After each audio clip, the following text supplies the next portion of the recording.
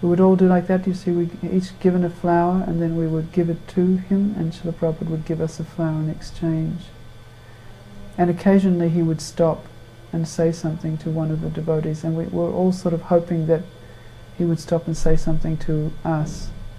I remember I had been staying there in the temple for about 2 weeks, and one day he stopped, and when I offered my flower he said to me, "Oh, you're new here?" And I said, "Yes." And he said, "Are you happy here?" And I said, "Yes." And he said, "Very good." And took the flower and he continued. But it was very exciting. That was the most exciting part of the day, as we'd all line up kneeling on either side of the entranceway into the temple. And the children would run down the middle, and Srila Prabhupada would show them some extra affection and play with them a little bit. Show them different flowers until they found one they liked. He was always very, very affectionate with the children.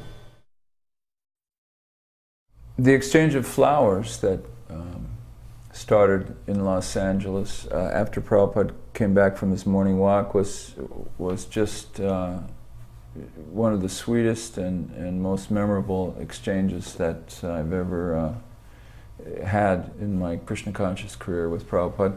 Prabhupada would go on the morning walk, and typically he would go to Venice, but not always, Venice Beach.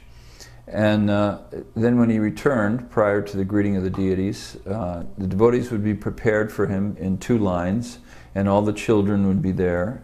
And it was such a sweet time. Everybody was so happy that it's so obvious that the children also sort of enjoyed the whole thing. The whole atmosphere was just completely enjoyable and family-like. This wonderful, wonderful exchange of flowers with Prabhupada.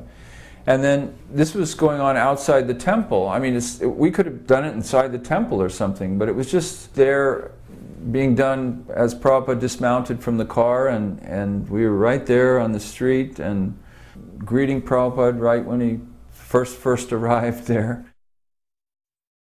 Prabhupada got out of his car, and as he got out of his car, Prabhupada had his foot there. And Nº8 hopped down, grabbed Prabhupada's foot, had Prabhupada's foot in his hand, and he's kissing Prabhupada's feet. And I'm like a new devotee. I'm like, he's kissing his feet. You know, the feet are considered to be the most objectionable part of the body. Not something that you would bend down and kiss. And I'm looking down, and Nº8 just completely ignored any kind of social convention. He had no concern for what anyone was thinking. And he was just kissing Prabhupada's feet, and I just remember I couldn't believe it. And Prabhupada just let him do it, and it seemed like for it to turn out, I can't believe it. He was kissing his feet. But, Nº8 got the mercy.